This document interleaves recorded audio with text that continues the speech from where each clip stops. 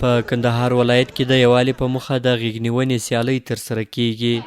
د کندهار په سپین بولدک ولسوالۍ کې د اتفاق او یووالي په موخه د غېږ نیونې سیالۍ ترسره کیږي چې د هیواد له بېلابېلو ولایتونو او ډیورند کرښې له هغه غاړې څخه د غېږ نیونې مینوال او پهلوانان پکې ګډون لري. دغه سیالۍ چې له تېرو څو ورځو راهیسې دوام لري، ګډونوال یې وایي تر ټولو لویه ګټه یې دا ده چې د افغانانو یووالی ثابتوي او نړۍ ته دا ښیي چې افغانان سوله غوښتونکي خلک دي. د کندهار په سپین بولدک ولسوالۍ کې له تېرو څو ورځو راهیسې د غېږ نیونې سیالۍ روانې دي چې هره ورځ زرګونه کسان پکې برخه اخلي. د دغه غېږ نیونې سیالیو تنظیمونکی حاجي محمد پهلوان وایي له دې سیالیو څخه یې هدف یووالی او اتفاق دی. دا خو موږ د ملي چې جوړوو دا زموږ یو اول هدف دا دی چې زموږ اتفاق او اتحاد او سره یو شي. اوس ته دا مخلوق ته وګورئ چې دا سره راغلي دي، دا یو ډېره غټه دغه ده. په نن سبا ورځ کې 10 کسه چې څوک راټولوي، موږ ډېره د خوشحالۍ په فضا کې دا سره راټول کړي. ګرده لکه سره ورونه ته داسې زموږ سپین ږیري وو دغه راته ناستې ننداره کوي، دا نو موږ ته ډېره غټ شی دی.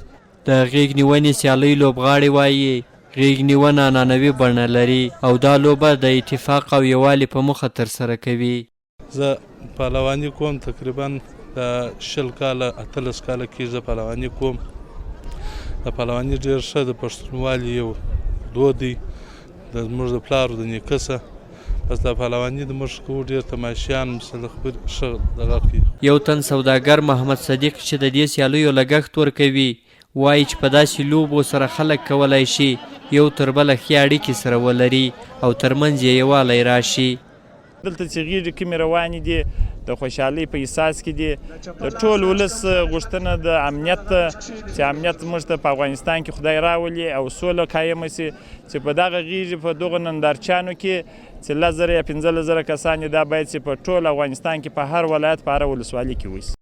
د ډیورند کرښې ها غاړې بلوچستان څخه راغلی عبدالرازق پهلوان وایي خوښ دی چې په دې سیالیو کې ګډون کوي. یم د کندهار خو راغلی د کوټې څخه یم، سره د پهلوانانو موږ خپل ګروپ راغلی یو، تقریبا یو 40-50 کسه را سره دي پهلوانان.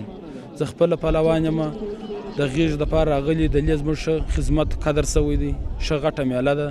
دا د افغانستان دپاره یو غټ افتخار دی چې د پهلوانان سره یو ځای دي او غېږ کې ایستل کېږي. په کندهار کې دغه سیالۍ داسې مهال ترسره کیږي چې په دغه ولایت کې په دې وروستیو کې جګړې زیاتې شوي، خو خلک وایي چې د جګړې پر ځای باید د سولې خبرو ته لومړیتوب ورکړل شي.